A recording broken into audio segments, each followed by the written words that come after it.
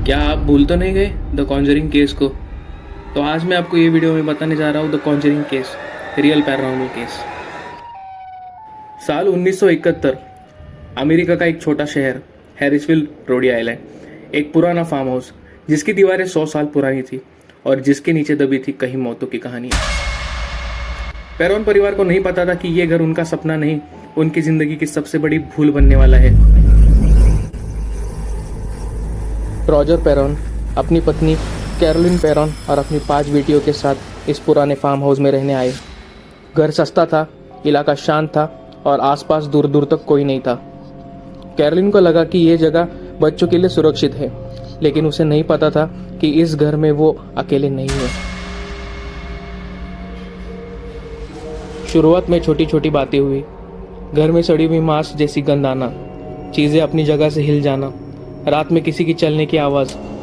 Caroline ने इसे पुराने घर की सामान्य बातें समझकर नज़रअंदाज कर दिया, लेकिन कुछ घटनाएं ऐसी थी जिन्हें नज़रअंदाज करना नामुमकिन था।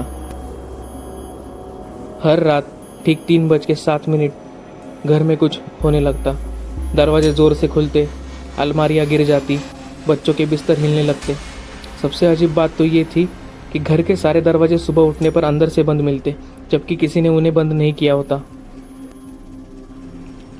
पेरोन परिवार की बेटियों के शरीर पर अचानक नीले और काले निशान दिखने लगे। कोई चोट नहीं थी, कोई गिरना नहीं था, फिर भी गहरे निशान। कैरोलिन समझ चुकी थी कि यह सिर्फ डर नहीं, यह हमला है। कैरोलिन ने घर की जमीन का इतिहास निकलवाया। उसे पता चला इस जमीन पर 8 अलग अलग परिवारों की मौत हो चुकी थी। सबसे खतरनाक नाम था बैथशेबा शेरमन, 1800s की एक महिला। उस पर आरोप था कि उसने अपने बच्चे की बलि यानी कि सैक्रिफाइस दी। बच्चे की मौत सिलाई की सुई से हुई थी।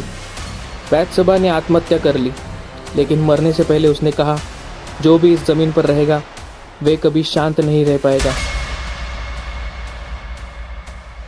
एक दिन कैरोलिन घर में सफाई कर रही थी।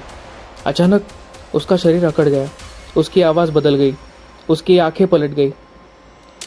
वह हवा में उड़ गई और दीवार से जा टकराई। बच्चे चीख रहे थे, रॉजर कुछ नहीं कर पा रहा था। कैरोलिन की आवाज़ में अब कोई और बोल रहा था, ये घर मेरा है और तुम सब यहाँ से चले जाओ। एक रात बैथशेबा की आत्मा पूरी तरह सक्रिय हो गई। कैरोलिन का हाथ चाकू की तरफ बढ़ा। ऐसा लग रहा था जैसे वे अपने बच्चों को ही नुकसान पहुंचाएगी। उस पल रॉजर ने समझ लिया, अगर ये वहाँ रुके तो कोई ना कोई मर जाएगा।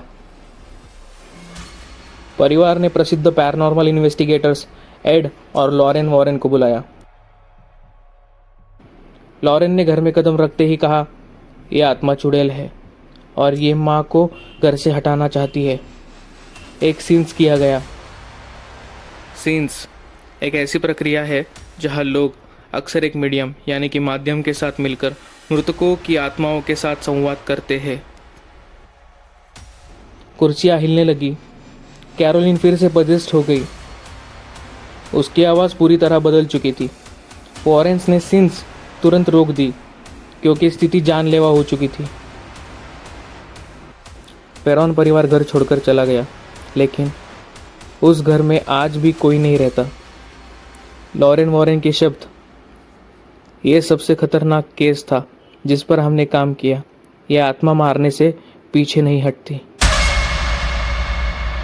कुछ घर सिर्फ ईंट और दीवार नहीं होते, कुछ घर कब्र होते हैं। और पेरोन फैमिली आज भी मानती है कि वो वहाँ से जिंदा निकल आए, यही सबसे बड़ा चमत्कार था। अगर आपको वीडियो पसंद आए तो लाइक, शेयर और सब्सक्राइब ज़रूर करना। मिलते हैं अगली स्टोरी पे।